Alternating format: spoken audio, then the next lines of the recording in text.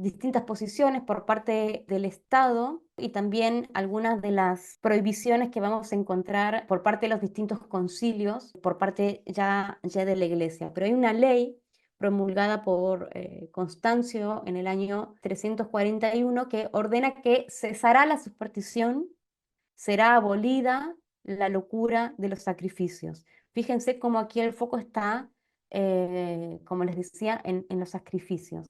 Luego nos encontramos con otro decreto que dice que si se demuestra que alguna persona dedica su atención a sacrificios o a adorar imágenes, ordenamos que sea sometida a la pena capital. En esta misma época, estamos hablando del siglo IV, en donde hay una seguidilla, en realidad, que comienza con, por ejemplo, el decreto que acabo de leer, y rápidamente hay como un efecto dominó de varias prohibiciones y declaraciones por parte del Estado, de la Iglesia, que se van a hacer hasta más o menos el siglo V y VI. Aquí leemos, por ejemplo, otra ley donde dice, nadie debe consultar a un matemático, es decir, los astrólogos, como tampoco a un adivino, que calle el perverso anuncio de los augurios y vates, los caldeos, magos y otros, a quienes el vulgo llama malhechores por la magnitud de sus crímenes, no emprendan este tipo de actividades, pues a quien se niega a obedecer esta ordenanza le será dada la muerte por la espada. Qué difícil momento para ser astrólogo.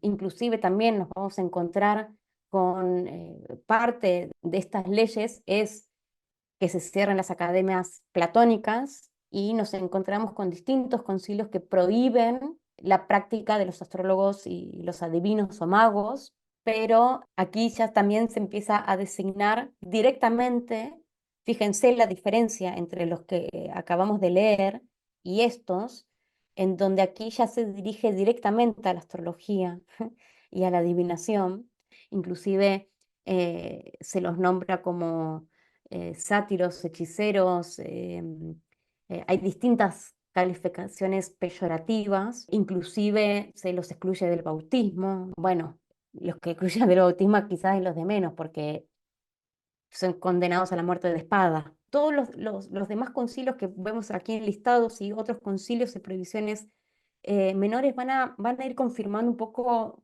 lo mismo, ¿no? Van a confirmar nuevamente y van a hacer cada vez más estricta la prohibición de toda actividad astrológica.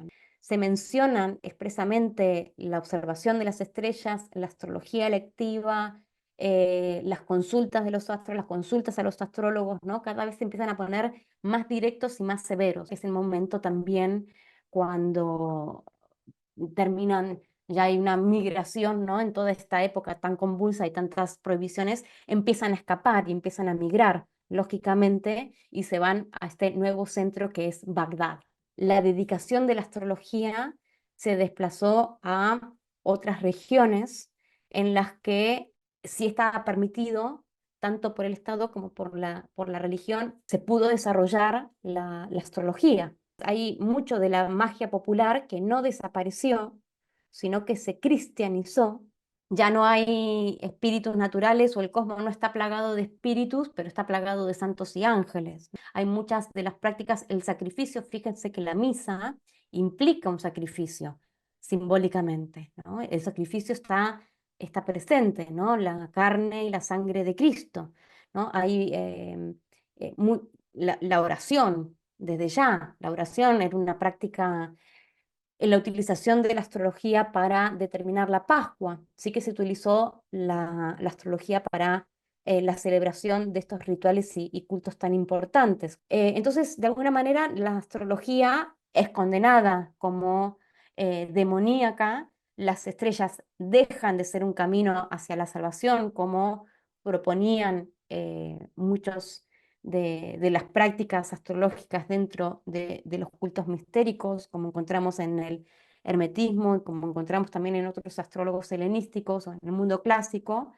Y la práctica de la astrología, luego de todos estos decretos, debates y prohibiciones, entra en un declive muy profundo y casi desaparece la astrología de la Europa occidental. ¿no? Como les decía, en la Europa oriental bizantina encontramos algunos ejemplos un poco más tardíos, pero también me interesa traerlo porque hoy por hoy, por ejemplo, se dice que hay una astrología tradicional desde el periodo helenístico hasta el Renacimiento, y en el Renacimiento hay un declive de la astrología, que es cuando la astrología, entre otras cosas, es rechazada a las universidades, como veremos, y a partir de ahí sucede que surge otro tipo de astrología, que es la astrología moderna, psicológica moderna. Pero si miramos la historia, podemos ver que en la historia hubo otros declives, ¿no? No sé por qué, en esta noción de la astrología tradicional y los astrólogos que así lo dicen, solo consideran el declive de la astrología en el Renacimiento y no los declives como por ejemplo este, que inclusive fue más severo y más largo que el declive que podemos considerar y observar en la historia en el Renacimiento, ¿no? Pues aquí realmente la astrología casi desapareció, por un lado por todas estas prohibiciones y esto de la mano también de un analfabetismo, ¿no? Como decíamos, muy grande. Entonces las dos cosas las juntamos y desapareció la astrología. Pero imagínense que en esta época, para calcular una carta natal, tenías que tener conocimientos de astronomía, porque no existían los programas hoy que nos facilitan y no requiere que uno ni sepa sumar, ni matemáticas, ni nada, porque ponemos la fecha y el software, el programa nos lo calcula. En esa época, realmente tenías que tener estos conocimientos. La astrología de los filósofos y de los practicantes de una astrología compleja, ¿no?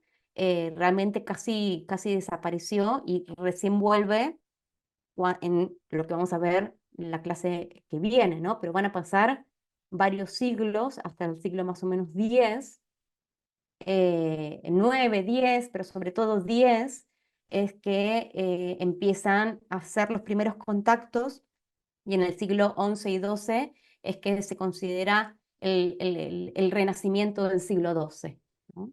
Pero hasta ese momento en Europa Occidental la astrología desapareció.